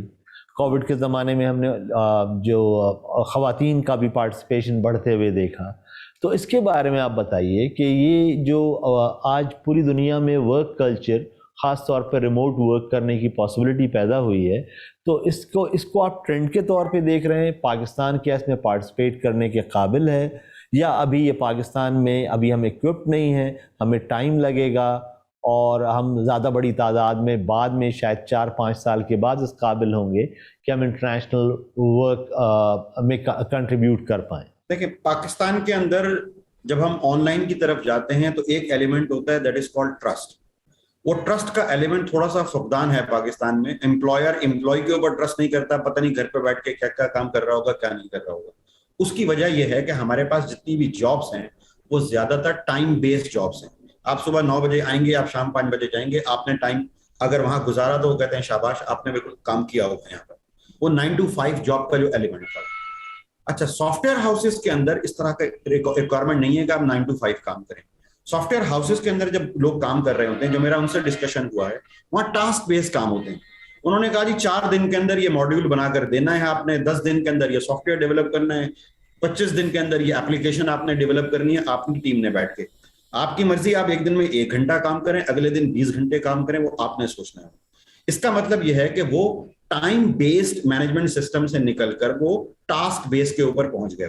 जब वो टास्क बेस पे पहुंच गया तो आज भी आपको सुनकर हैरानी होगी, बहुत सारे सॉफ्टवेयर हाउस ने वर्क फ्रॉम होम ही किया हुआ है। वो कहते हैं आने की जरूरत नहीं है आपको सॉफ्टवेयर हाउस में, आप कंफर्टेबल हैं, आप बैठ के आराम से घर पे काम करें। बल्कि वो तो एम्प्लॉय ये कहता है कि यार हमें उन्होंने मशीनें भी दिलवा दी है घर पे। उन्होंने कहा अच्छा ठीक है जी, हम आपको हेवी मशीनें भी दिलवाते हैं, आपको इंटरनेट कनेक्शन भी देते हैं। उसकी वजह यह है कि वो कहते हैं इससे कम से कम ऑफिस एक्सपेंस काफी बड़ा बच जाता है। ऑफिस की एक बहुत बड़ी कॉस्ट होती है। अगर मैं 200 लोगों का ऑफिस लेने के बजाय सिर्फ 20 लोगों का एक ऑफिस लूं और 180 लोगों को कहूं आप घर से ही काम करें और ये ले इक्विपमेंट, ये ले मशीनें, हम आपको सब चीजें देते हैं, तो उससे काफी ज्यादा कॉस्ट सेविंग होती है कंपनीज की, ह्यूज कॉस्ट सेविंग होती है कंपनीज की इस पे। तो कंपनीज ने खासतौर पर सॉफ्टवेयर हाउसेज ने इसकी तरफ जाना शुरू कर दिया है। और आज भी बहुत सारे सॉफ्टवेयर हाउसेस पे लोग जो जाते हैं वो 2 दिन के लिए, 3 दिन के लिए सिर्फ बहुत सारी मीटिंग्स या इंपॉर्टेंट डिस्कशन से उनको करने होते हैं, वो करते हैं। अदरवाइज वो काम घर पर बैठ के करते हैं। उसकी 2 वजूहात हैं। एक वजह उसकी ये है, चूंकि सॉफ्टवेयर के अंदर they are well versed with the technology, उनको टेक्नोलॉजी आती है, उनको तो कोई उसमें मसला ही नहीं है। दूसरी चीज ये है कि उनके पास बहुत सारों के पास इंटरनेशनल क्लाइंट्स होते हैं। जब इंटरनेशनल क्लाइंट्स उनके पास होते हैं तो क्लाइंट का टाइम अमेरिका के अंदर मिसाल के तौर पे सुबह है तो यहाँ रात के 12 बजे, तो रात के 12 बजे ही काम करना है उसने, उसको दिन को यहाँ 9 बजे आने की जरूरत नहीं है हमारे पास ऑफिस में। तो वो चूंकि ग्लोबल इन्वायरमेंट में काम कर रहे हैं जहां डिफरेंट टाइम जोन्स हैं, तो उन टाइम जोन में ज्यादा बेहतर रहता है कि वर्क फ्रॉम होम करें और वहीं से वो कनेक्ट करें अपने आप को। तो एक उसकी रीजन ये है। अब सवाल यह है कि वो ट्रेंड क्या बाकी जगह पर आएगा कि नहीं आएगा? वो ट्रेंड आना शुरू हो गया, लेकिन उसके लिए वहां जल्दी आएगा उन जगहों पर जहां डिजिटलाइजेशन है। मिसाल के तौर पर अगर कोई कंपनी डिजिटल प्रोडक्ट्स बनाती है तो वहां ये जल्दी आ जाएगा। अब अगर कोई कंपनी मिसाल के तौर पे डिजिटल एड्स पे काम करती है तो वो कहते हैं ठीक है जी, घर पे आप क्रिएटिव काम है, आप घर पे बैठे काम करें, आप अपनी कॉपी बनाएं, आप हमें भेज दें, हम इस पे कर लेंगे। कोई डिजिटल बुक्स पब्लिश करती है अगर कोई कंपनी, घर पे बैठे किताबें लिखें, अगला प्रूफ रीड करेगा, दूसरा उसकी कंपोजिंग करेगा, तीसरा उसको फाइनल उसकी पिक्चरिंग वगैरह बनाएगा, उसको डेवलप करेगा उसको, और उसको प्रिंटिंग में चली जाएगी। तो जहां डिजिटल प्रोडक्ट्स हैं वहां ये आसान है। अब मिसाल के तौर पर जो कंपनी सिर्फ ई कॉमर्स पे काम कर रही है वहां ये बहुत ही आसान है, वो डिजिटल कर सकती हैं काम और घर पे बैठ के ये काम कर सकती हैं। पाकिस्तान में ये कब आएगा? मेरा ख्याल है कि थोड़ा सा ट्रस्ट का एलिमेंट डेवलप करना पड़ेगा, जो शायद आपने जो कहा कि अगले 5 साल में वो ट्रस्ट का एलिमेंट आ जाएगा अमंग द एम्प्लॉयर्स के एम्प्लॉय घर पे बैठ के भी काम कर सकता है। फिर टूल्स भी तो अवेलेबल हो रहे हैं डॉक्टर साहब। वो टूल्स भी हो रहे हैं, उसके टूल्स भी हो रहे हैं। अब उसमें सबसे बड़ी इंपॉर्टेंट चीज ये, दुनिया में एक बड़ी रिसर्च होती है इस पे कि किस हद तक खवातीन शामिल हैं वर्कफोर्स के अंदर। ये सबसे इंपॉर्टेंट इंडिकेटर होता है ये। और ये एजुकेशन के अंदर भी, जब भी हम एमबीए की, एग्जीक्यूटिव एमबीए की मैं क्लास डेवलप करूंगा तो इसमें देखना चाहता हूं कि how much women are included into that. तो ये एक बड़ा इंपॉर्टेंट इंडिकेटर होता है। तो इस डिजिटलाइजेशन की वजह से वो खवातीन जो कि पढ़ी लिखी थी, रिसोर्सेज थे उनके पास, लेकिन अपने बच्चों की वजह से उन्होंने यूनिवर्सिटी एजुकेशन ली है, वो मेडिकल डॉक्टर भी हैं, वो इंजीनियर्स भी हैं, वो आर्किटेक्ट भी हैं, उनके पास अच्छी डिग्रीज भी हैं, एजुकेशन भी है, लेकिन वो अपने बच्चों की वजह से, क्योंकि उनको फैमिली को रेस करना है, उनके बच्चे छोटे हैं, तो वो एंगेज हो गई, तो वो जॉब नहीं कर पाती थी। अब मैं ये देख रहा हूँ ट्रेंड के वो इसके अंदर शामिल होती जा रही हैं और ऑर्गेनाइजेशंस उनको दे रही हैं इस तरह का टास्क कि आपने ये टास्क घर बैठे ये कंटेंट डेवलप कर लें, ये काम कर लें। हत्ता के मेडिकल कंसल्टेंसीज कर रही हैं वो घर बैठकर। उन्होंने कहा जी बच्चों को हमने देखभाल करनी है सुबह में, अब दोपहर में बैठकर मेडिकल कंसल्टेंसी करती हैं पूरे यूरोप और अमेरिका के अंदर, दोपहर 2 बजे से लेकर रात 2 बजे तक बैठकर। So that's a wonderful trend. तो इसका मतलब हम उस तरफ जा रहे हैं। उसके हमें दो फायदे होंगे। एक फायदा वो वर्क फोर्स जो हम ये समझ रहे थे कि बच्चों को रेस करने की वजह से घर पर बैठकर नहीं काम कर सकती या जॉब में या एम्प्लॉयमेंट में एडअप नहीं कर सकती, अब वो हमारे जीडीपी का पार्ट बनती जा रही है, वो ऐड हो रही है।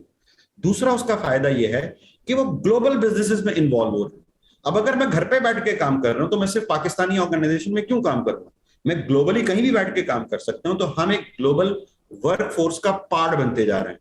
और जो आपने बात की कि अगले 5 साल में हमारे पास ऐसे वर्कर्स तैयार हो जाएंगे जो कि ग्लोबली कंपनीज में काम कर रहे होंगे, अगरचे हमारे पास वो टूल, टेक्नोलॉजी या ट्रस्ट नहीं है हमारी ऑर्गेनाइजेशन में, लेकिन ग्लोबली तो आ गया ना, तो ये एक वर्कफोर्स तैयार हो जाएगी। जब ये वर्कफोर्स तैयार हो जाएगी तो ये हमारे यहाँ भी एक ट्रेंड खुद ब खुद आ जाएगा कि जब वहां काम कर सकते हैं हम, तो हम उनके साथ क्यों नहीं कर सकते। इसमें सिर्फ एक चीज जो हमें ये देखनी है वो ये कि वो खवातीन का चंक या वो लोग जो खवातीन जो कि पढ़ी लिखी नहीं है या गांव के अंदर है या दूसरी जगहों पर है, उनके पास कैसा ये ट्रेंड आएगा। तो एक एंटरप्रेन्योरल सेटअप एक डेवलप हो रहा है कि आपने अपनी प्रोडक्ट सिर्फ वहीं नहीं बनानी है, तो आपने प्रोडक्ट्स को डिस्ट्रीब्यूट करना है आपने, कि कहीं भी बन सकती है और कहीं से भी बिक सकती है प्रोडक्ट।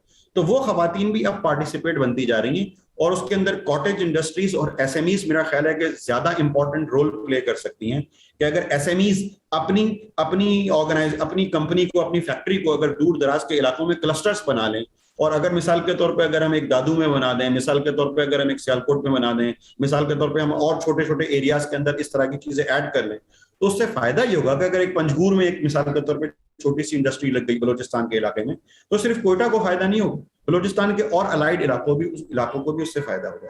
तो ये ट्रेंड मेरी नजर में आ रहा है, इसका एक प्रोसेस है, हम उस प्रोसेस में एंटर हो चुके हैं। और जो मैंने आपको मिसाल दी सॉफ्टवेयर हाउस और डिजिटल कंपनीज और ई कॉमर्स कंपनीज की, इन्होंने ये ट्रेंड शुरू कर दिया है और लोग काम कर रहे हैं, और मेरा ख्याल है कि बाकी भी इसके अंदर पार्टिसिपेट करेंगे। और जो सबसे ज्यादा इसको अफेक्ट करेगा मेरी नजर में ये ऑनलाइन एजुकेशन को करेगा। अगर ऑनलाइन एजुकेशन एक मर्तबा हायर एजुकेशन कमीशन ने इसको एंडोर्स कर दिया, तो आप ये समझेंगे फिर ऑनलाइन डिग्रीज ही हुआ करेंगी, 50% कट डाउन हो जाएगी फिजिकल स्पेस रिक्वायरमेंट। तो डॉक्टर साहब इसी के हवाले से आप क्या ट्रेंड देख रहे हैं इन्वेस्टमेंट के हवाले से? हम लोग, आपके पास एक सेंटर है जो आप लोग रन करते हैं अमेरिका यूनिवर्सिटी में, और उसमें हम फंडिंग भी रेज करने की कोशिश करते हैं, we try to create startups. तो उसमें अब जो फंडिंग के या इन्वेस्टमेंट के जो तरीके हैं, वो आप कौन से ट्रेंड्स देख रहे हैं जो पहले नहीं थे? पहले हमको दूसरी जगहों पर नज़र आते थे, पाकिस्तान में नज़र नहीं आते थे। तो ऐसे कौन से ट्रेंड्स आप यहाँ पर देख रहे हैं? हमारे पास एक office of research, innovation and commercialisation, जिसको हम ऑरिक कहते हैं, वो ऑफिस है। उस ऑफिस के अंदर हम स्टूडेंट्स के अंदर ये इनकलकेट कर रहे हैं कि आपने जॉब सर्च करने के बजाय अपना बिजनेस डेवलप करना है। तो उसमें हम 3 चीजें बच्चों को बड़ी इंपॉर्टेंट प्रोवाइड करते हैं। The complete free office space to them, इसमें सारी फैसिलिटीज होती है, फुली फर्निश्ड ऑफिस होता है। उसके साथ साथ हम उनको एक मेंटोरशिप प्रोवाइड करते हैं कंपनीज की तरफ से। कंपनीज आती हैं, कंपनीज उनको गाइड करती हैं, उनके बिजनेसेस के बारे में बताती हैं। और तीसरी चीज ये है कि उनको हम वेंचर कैपिटलिस्ट, जो आपने कहा कि हम उनको कंपनीज के साथ मिलवाते हैं जो कि इंजेक्ट करती है मनी, ताकि उनका बिजनेस ग्रो कर सके। अब वो इन्वेस्टमेंट जा कहां रही? अगर हम आज से 15-20 साल पहले की इन्वेस्टमेंट देखेंगे तो ज्यादातर इन्वेस्टमेंट एक फैक्ट्री लगाने पे, एक मशीन इंपोर्ट करने पे, एक बिजनेस को डेवलप करने पे होती थी। लेकिन ई कॉमर्स बिजनेस के साथ इस वक्त ज्यादातर, तकरीबन समझ लें कि आप 70% इन्वेस्टमेंट जो कर रहे हैं वेंचर कैपिटलिस्ट, वो ई कॉमर्स बिजनेस के ऊपर कर रहे हैं, क्योंकि उनको पता है ये बड़ा पोटेंशियल है पाकिस्तान में इस चीज का। पूरी दुनिया ने इसको टेस्ट किया है। अमेजॉन एक बड़ी एग्जांपल है, अलीबाबा इसकी बहुत बड़ी एग्जांपल है चाइना के अंदर, यहाँ दराज एक सक्सेसफुल है मौजूद। तो उसके ऊपर काफी लोग अब इन्वेस्टमेंट कर रहे हैं। हाँ, वो अपनी नीश कैसे डेवलप करेंगे, यह है सवाल, कि उन्होंने अपनी नीश कैसे बनानी है। अगर आप अलीबाबा को रेप्लिकेट करके या अमेजॉन को रेप्लिकेट करके या दराज को रेप्लिकेट नहीं कर सकते, तो आपको अपनी कोई ना कोई नीश कोई ना कोई डेवलप करनी पड़ेगी। मिसाल के तौर पर जैसे उसके अंदर एयरलिफ्ट हमारे पास आया, मिसाल के तौर पर फूड पांडा हमारे पास आया, तो ये सारे के सारे इन्वेस्टमेंट आ रही है। Majority of the investment is actually going towards e commerce. उसका यह है कि क्योंकि ई कॉमर्स में रिटर्न फास्ट है, बाकी सारी चीजों के अंदर अगर हम इन्वेस्टमेंट करते हैं तो हमारे पास पे बैक पीरियड या हमारे पास जो उसका ब्रेक इवन होता है वो काफी अरसे के बाद आता है, वो 4 साल 5 साल के बाद।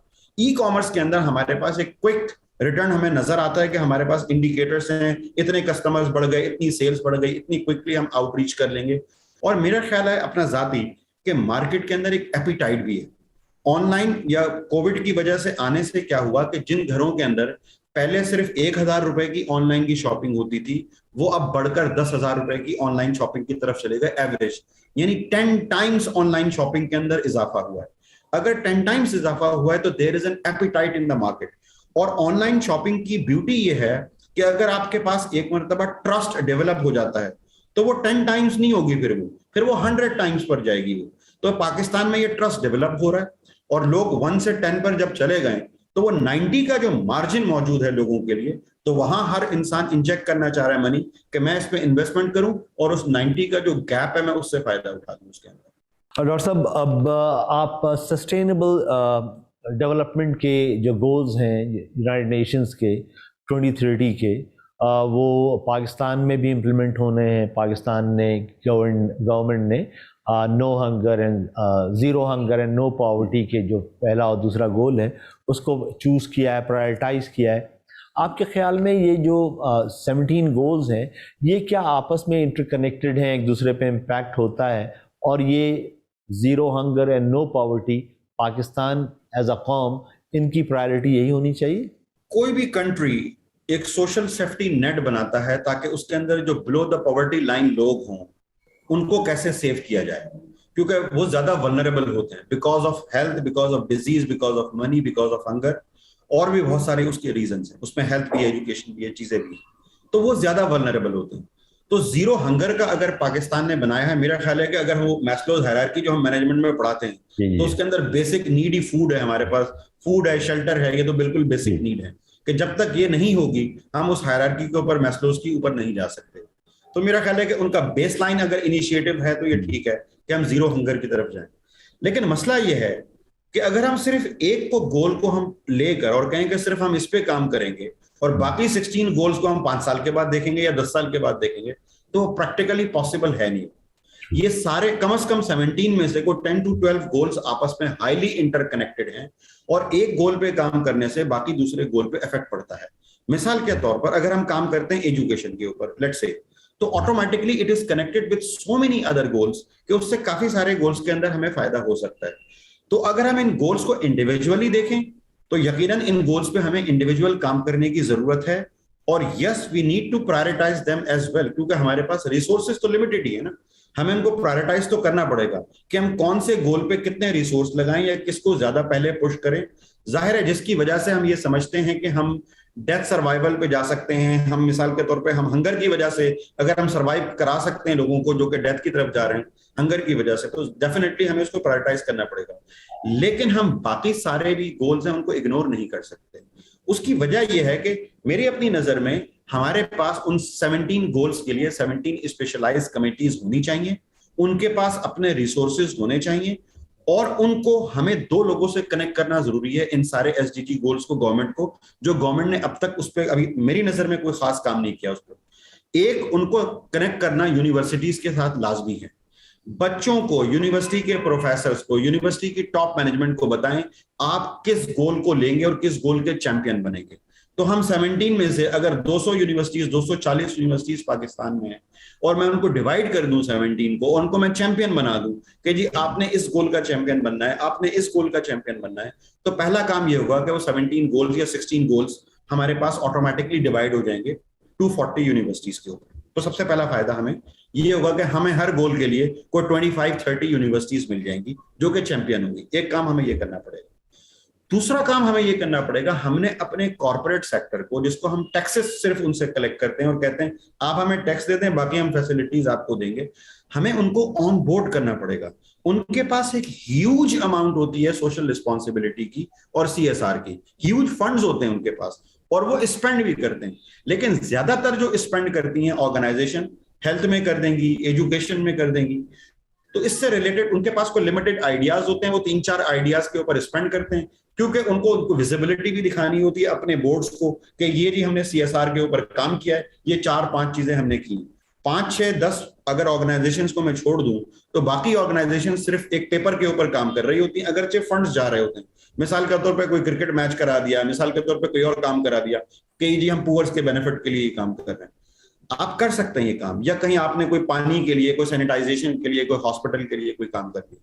अगर हम इन 16 गोल्स को उनके साथ इंटरेक्ट करें, उनसे रेलेवेंस डेवलप करें कि आप इसमें से कौन से गोल को लेकर कर सकते हैं और सबसे इंपॉर्टेंट चीज जो मैं बात कर रहा हूं उसके अंदर बड़ा जरूरी है ये कि चाहे वो यूनिवर्सिटी को चैंपियन बनाए, चाहे वो ऑर्गेनाइजेशन को बनाए, एक इम्पैक्ट असेसमेंट मेथड निकालें कि आपने ये इतना पैसा लगाया, आप कहते हैं कि मैंने 1 करोड़ रुपया खर्च किया है एज एन ऑर्गेनाइजेशन, उसका इम्पैक्ट असेस करें कि उसका फायदा क्या होगा, क्या आपके मेथड्स ठीक हैं उस पर्टिकुलर गोल को अचीव करने के, आप किस हद तक अचीव कर पाए, क्योंकि वो गोल्स भी बहुत सारे ऑब्जेक्टिव्स में डिवाइडेड हैं। अगर आप कंप्लीट डॉक्यूमेंट को देखेंगे तो आपको वो 16 गोल्स, हर गोल्स मल्टीपल वो कोई 180 के करीब ऑब्जेक्टिव्स बन जाते हैं।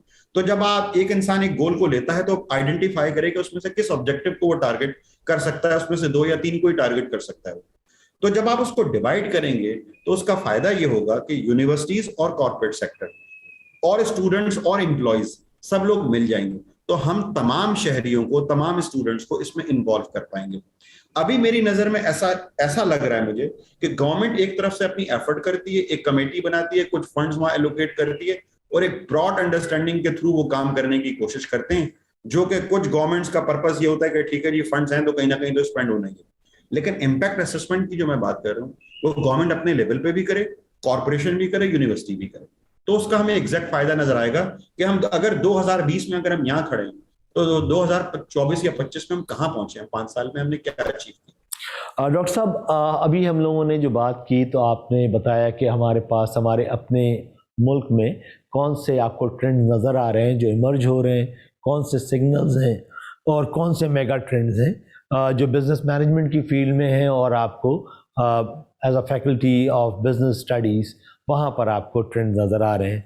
अब अगर आप बस कुछ लिस्ट कर सकें कि ऐसे ट्रेंड्स जो फेड हो रहे हैं, जो कि ख़त्म होते जा रहे हैं, जो कोई मेगा ट्रेंड था ख़त्म हो रहा है, हमारे मुल्क का कोई ट्रेंड था वो ख़त्म हो रहा है, कोई हमारे पास कोई इंडिकेशन ऑफ चेंज का सिग्नल था और वो मटेरियलाइज नहीं हुआ, वो ट्रेंड में नहीं कन्वर्ट नहीं हो रहा। तो अगर आप इस तरह की चंद एक ट्रेंड्स हमें लिस्ट कर दीजिए। ठीक है, तो मतलब हमें ये फिगर आउट करना है कि कौन से ऐसे ट्रेंड्स थे जो कि फेड आउट कर रहे हैं और अब लोग वहां से हटते जा रहे हैं। ठीक है, मेरे ख्याल में कि अगर हम 2-3 ट्रेंड्स के ऊपर देखें तो हमें अंदाजा होगा कि वो ट्रेंड्स पहले बहुत ज्यादा अस्यूम किए जा रहे थे कि ये होंगे, लेकिन आहिस्ता आहिस्ता वो फेड कर रहे हैं। मिसाल के तौर पर एक ट्रेंड हमारे पास था कि हमें सिर्फ एक मेडिकल डॉक्टर या मेडिकल एजुकेशन या हमें इंजीनियर ही बनना है। अगर आप अभी देखेंगे एजुकेशन के अंदर तो वो ट्रेंड फेड कर रहा है। अब अगर वो मेडिकल डॉक्टर या एजुकेशन का कॉन्सेप्ट अगर वो खत्म हो गया, हमारे पास एक होलिस्टिक एजुकेशन का कॉन्सेप्ट आ रहा है या मल्टीपल डिग्रीज का एक कॉन्सेप्ट आ रहा है या वो specialisation in a certain area का कॉन्सेप्ट आ रहा है, तो वो ट्रेंड जो एक ट्रेडिशनल हमारे पास जो एक स्कूलिंग थी या ट्रेडिशनल हमारे पास एक मैकेनिज्म था एजुकेशन का, वो खत्म हो रहा है। अगर इस चीज को मैं मिसाल ऐसे दूं कि वो खत्म होने से इंपैक्ट किस चीज पे पड़ेगा, हमारे पास तो एक स्लो इंपैक्ट आ रहा है। अगर हम अपना इंटरमीडिएट या मैट्रिकुलेशन सिस्टम देखें तो बड़ा रेजिमेंटेड बनाया हुआ है हमने। मेरी नजर में ये ट्रेंड आहिस्ता आहिस्ता खत्म हो जाएगा, बिल्कुल जैसे और ए लेवल्स के अंदर हम बच्चों को ओपन एक्सेस देते हैं कि आप कौन मल्टीपल कोर्सेज को या मल्टीपल चॉइसेस को कर लें, तो ये ट्रेंड आहिस्ता आहिस्ता खत्म होता चला जाएगा। ये अगले 5-10 साल के अंदर मैं ये फील कर रहा हूं कि ये ट्रेंड बिल्कुल खत्म हो जाएगा और बच्चे एक ओपन कोर्सेज दे पाएंगे और उन कोर्सेज की बेसिस पे वो अपना फ्यूचर डिफाइन कर लेंगे उन्होंने क्या करना है। क्यों? उसकी वजह यह है कि आगे बैचलर्स लेवल के ऊपर भी अब सिर्फ वो एक फील्ड नहीं रही है। सिर्फ अगर मैं अपनी मिसाल दूं, मेरे पास यहाँ इकरा यूनिवर्सिटी के अंदर कोई 8 से 10 मुख्तलिफ अंडर ग्रेड के कोर्सेज सिर्फ बिजनेस प्रोग्राम ऑफर कर रहा है। उसके अंदर मिसाल के तौर पे बीबीए का प्रोग्राम तो है ऑलरेडी पॉपुलर, लेकिन हमारे पास बीएस डिजिटल मार्केटिंग भी है, हमारे पास बीएस पब्लिक एडमिनिस्ट्रेशन है, हमारे पास बीएस इस्लामिक बैंकिंग है, हमारे पास मिसाल के तौर पे बीएस इकोनॉमिक्स है, बीएस इकोनॉमिक्स एंड फाइनेंस है। तो इट्स अ लॉन्ग लिस्ट। ये लिस्ट हमारे पास ये शो कर रही है कि अब लोग मुख्तलिफ कोर्सेज के अंदर या चीजों में आना चाहते हैं, तो इसका मतलब पीछे भी उनको डिफरेंट नेचर की उनके पास नॉलेज होनी चाहिए, तो वो इन सारी चीजों में आ सकते हैं। तो मेरी नजर में एक एजुकेशनल ट्रेंड जो चेंज होगा वो ये होगा, जो ट्रेडिशनल मैट्रिक इंटर सिस्टम है वो एक फ्यूज होना शुरू हो जाएगा और मल्टीपल उसके अंदर ट्रेंड्स या चीजें ऐसी मर्ज होंगी कि जो बच्चे मुख्तलिफ चीजों को एक साथ ले पाएंगे। ये मिसाल के तौर पे अगर एक इंजीनियरिंग का स्टूडेंट को मेडिसिन पढ़ना चाहता है या मेडिसिन का स्टूडेंट फॉर एग्जांपल कोई मैथमेटिक्स पढ़ना चाहता है तो वो पढ़ सकता है वो उसके अंदर। तो ये चेंजेस हमारे पास आएंगी और ये फेड होगा अगले 5-7 साल के अंदर जो हमने रेजिमेंटेड सिस्टम बनाया हुआ है। तो ज्यादा इंटरडिसिप्लिनरी अप्रोच हो जाएगी, ज्यादा एग्जैक्टली वो इंटरडिसिप्लिनरी अप्रोच। अभी हम सिर्फ ऊपर हम इसको प्रोपगेट कर रहे हैं, लेकिन वो ट्रिकल डाउन इफेक्ट डेफिनेटली नीचे होगा। आपने बिल्कुल राइटली उसको पॉइंट किया कि वो हमारे पास नीचे भी आएगा, तो वो खत्म हो जाएगा वो सारा सिस्टम जो हमने मैट्रिक इंटर सिस्टम पे सबको एक डिमार्केशन बनाई हुई है कि जी आपने यही 5 कोर्स पढ़ने, यही 4 कोर्सेज पढ़ने, वो सब मिक्सअप होंगे, जो कि और ए लेवल्स के अंदर अभी मौजूद है। वहां पर ये फ्लेक्सिबिलिटी मौजूद है। दूसरा हमारे पास जो ट्रेंड आ रहा है वो हमारे पास आ रहा है अगर आप पाकिस्तान की बात करेंगे या पूरी दुनिया की बात करें, पूरी दुनिया के अंदर एक किताबें पढ़ने का पूरा एक अप्रोच है कि किताबें पढ़ी जाती हैं। वो किताबें मैं ये देख रहा हूं कि अब पाकिस्तान के अंदर पढ़ी जा रही हैं, लेकिन लोग ये कंप्लेन करते हैं कि वो किताब बच्चा खरीदता नहीं है। तो मैं जो ट्रेंड देख रहा हूँ बुक पब्लिशिंग की तरफ, कि हमें एक डिजिटलाइजेशन हमें अपनी बुक पब्लिशिंग में लानी पड़ेगी। जो हमारे पब्लिकेशन हाउसेज हैं वो अभी भी उसी ट्रेडिशनल तरीके से किताबें बना रहे हैं, ऑथर्स लिख रहे हैं, वो पब्लिश कर रहे हैं। उनको वो पूरा ट्रेंड चेंज करना पड़ेगा उनको। और डिजिटल बुक्स का लोकल कॉन्सेप्ट बाहर तो कर रहे हैं, वो उनकी डिजिटल किताबें भी हैं, और बाहर उन्होंने फिजिकल बुक्स के साथ साथ ये मैंडेटरी कर दिया कि जी डिजिटल बुक भी बनेगी वहां पर। तो डिजिटल किताबें बन रही हैं, पब्लिश हो रही हैं। तो मेरी नजर में जो पब्लिकेशन हाउसेज हैं ये सफर करेंगे, ये बिल्कुल वाइप आउट होना शुरू हो जाएंगे, क्योंकि फिजिकल किताबें बच्चे पढ़ेंगे। आजकल के हर बच्चा जब आप उससे पूछते हैं वो कहता है किताब मैं मोबाइल पे देख लेता हूँ, मैं टैबलेट पे पढ़ लेता हूँ। बल्कि उसको फायदा ये है कि टैबलेट पे किताब खोली, उसने स्टाइलस निकाला, वही नोट्स भी लिख लिए और उसको सेव भी कर लिया अपना। तो हमारे बच्चे आजकल यही कर रहे हैं। वो खुद किताबें, मेरे अपने बच्चे, उनको मैंने कहा जी आप किताब खरीद लो, उन्होंने कहा मैंने डिजिटल बुक खरीद ली है, ये $100 की किताब थी, मुझे कोई जरूरत नहीं है कि मैं एक 10,000 की किताब 12,000 की किताब में खरीदूं। मैंने $100 की एक बड़ी अच्छी किताब खरीद ली है, मैंने ये बिल्कुल एज इट इज किताब है, मैं उस पर खुद नोट्स लिख रहा हूँ अपने नोट पैड के ऊपर, तो मेरे पास वो चीजें सेव है। तो इसका मतलब वो ट्रेंड जो पब्लिकेशंस का हमारे पास है वो खत्म हो जाएगा। दूसरा जो मुझे नजर आ रहा है इंपॉर्टेंट ट्रेंड ये नजर आ रहा है। तीसरा मुझे जो ट्रेंड एक नजर आएगा मेरी नजर में, एक बिजनेस के पॉइंट ऑफ व्यू से मैं ये देख रहा हूँ, चूंकि एक हम ई कॉमर्स और ऑनलाइन शॉपिंग की तरफ जा रहे हैं, तो बहुत सारे हमारे पास स्टोर्स, जो बड़े बड़े स्टोर्स हम पहले ये सोच रहे थे, तो छोटे छोटे स्टोर्स इस पे अफेक्ट होना शुरू हो जाएंगे। जिसके अंदर सबसे पहले या तो सबसे छोटे स्टोर्स रह जाएंगे हमारे पास, जो कि गली मोहल्लों गांव गोठ के अंदर होते हैं, वो रहेंगे वहां पर कम्यूटिंग की वजह से। या फिर वो रहेंगे जो बड़े बड़े मॉल्स हैं, जहां पर लोग सिर्फ शॉपिंग करने नहीं जाते, बल्कि उनका मकसद होता है कि आउटिंग, तफरी करना, कुछ खाना पीना, कुछ शॉपिंग करना। बाकी जो मिडिल स्टोर्स हैं वो सब बंद होते चले जाएंगे बीच में, क्योंकि वो सारी की सारी नीड जो है वो ऑनलाइन शॉपिंग उनकी फुलफिल कर देगी। तो मुझे ये ट्रेंड नजर आ रहा है कि बीच में जितने भी स्टोर्स थे, बहुत छोटे स्टोर्स रहेंगे। हम ये नहीं कहते कि गली मोहल्ले की करियाना स्टोर्स खत्म हो जाएंगे, वो वहीं रहेंगे, लेकिन जो चीज खत्म होगी वो मिडिल वाले स्टोर्स जो हैं वो आहिस्ता आहिस्ता सब खत्म होते चले जाएंगे, क्योंकि वो ना बड़े स्टोर्स में शामिल हो सकते हैं ना छोटे में। तो वो एक डिवाइड होना शुरू हो जाएगा। अभी हमारे पास कोई 5 तरह के स्टोर्स हैं, जब हम उनको डिवाइड करते हैं, गली मोहल्ले के करियाना स्टोर से लेकर मॉल तक, वो 5 कैटेगरीज मार्केटिंग वालों ने डिवाइड की हैं। तो मेरी नजर में वो कैटेगरीज श्रिंक होना शुरू हो जाएंगी। वो 5 से पहले 3 में कन्वर्ट होंगी और 3 से फाइनली वो 2 में चली जाएंगी, कि या तो ये रह जाएंगे नीचे या वो बड़े वो रह जाएंगे। तो ये हमारे पास एक अगला ट्रेंड ई कॉमर्स की वजह से ये प्रिवेल करेगा और ये सारी चेंजेस सोसाइटी के अंदर आएंगे।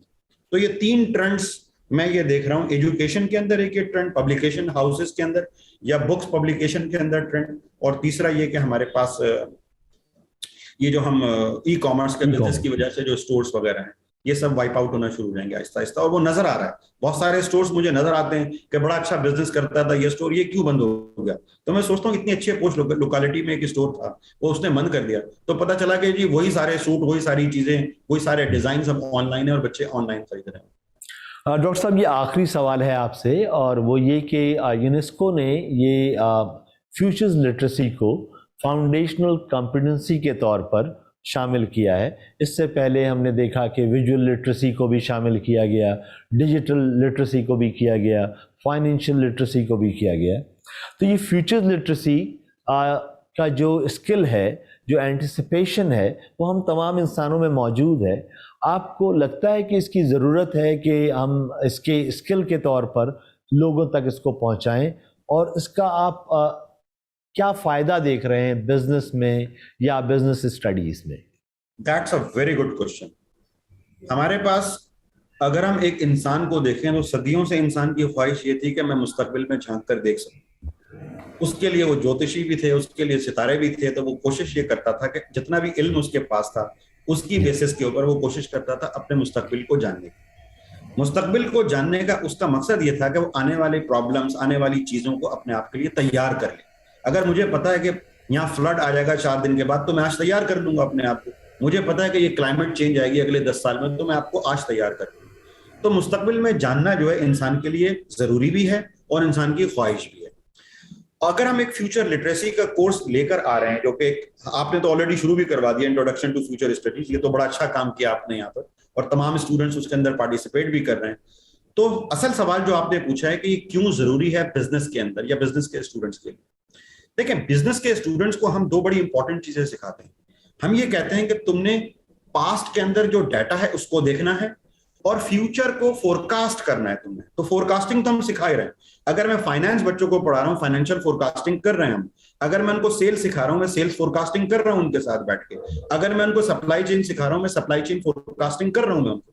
तो फोरकास्टिंग तो हम उनको सिखा रहे हैं, लेकिन ये फोरकास्टिंग हम उनको सिखा रहे हैं मोर और लेस न्यूमेरिकल बेसिस के ऊपर, कि ये न्यूमेरिकल डाटा है, इस न्यूमेरिकल डाटा के ऊपर ये आपने लीनियर रिग्रेशन लगानी है, ये आपने ट्रेंड्स एनालिसिस करना है, ये आपने सीजनल ट्रेंड निकालना है, उसकी बेसिस पे आप फोरकास्टिंग कर देंगे। वो अच्छी बात है। लेकिन जो फ्यूचर्स लिटरेसी या फ्यूचर्स स्टडीज है, उसका मकसद यह है कि अपने फ्यूचर को डेवलप करना। आप सिर्फ फोरकास्ट नहीं करते क्या होने वाला है, आप डेवलप करते हैं कि मेरा फ्यूचर कैसा हो। अगर मेरा फ्यूचर कैसा हो, मैं उसको आज डेवलप करने में कामयाब हो जाऊं, तो मेरी तवक्कुआत के ऐन मुताबिक तो शायद ना हो, लेकिन क्लोज टू दैट होना चाहिए। तो इसका मतलब ये हुआ, मेरी नजर में सबसे इंपॉर्टेंट चीज फ्यूचर स्टडीज को सिखाने की ये है कि हम खुद अपना फ्यूचर डेवलप कर सकें, बजाय इसके कि हम बैठ के सिर्फ फोरकास्ट ही करते रह जाएं कि फ्यूचर में क्या होगा। वो उसको बिजनेस की टर्म्स में हम ये कहते हैं कि जी आपने अपने आप को फोरकास्ट करके ये नहीं कहना कि 100 यूनिट्स अभी बिक रहे हैं तो कल जो है ना 150 बिकेंगे या 200 यूनिट्स बिकेंगे।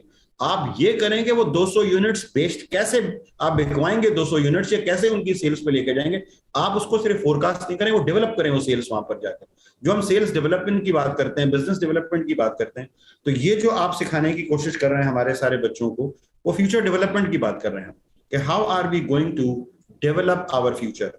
और डेफिनेटली उसके लिए ये फ्यूचर लिटरेसी सबसे इंपॉर्टेंट चीज है कि जब तक उसको इंग्रेडिएंट्स नहीं पता चलेंगे कि उसके इंग्रेडिएंट्स हैं क्या, वो ट्रेंड्स क्या हैं मार्केट के अंदर, बिजनेस के अंदर, सोसाइटी में, इकोनॉमिक ट्रेंड्स, तब तक वो ये अंडरस्टैंड नहीं कर पाएगा कि मेरा फ्यूचर खुद का क्या होगा।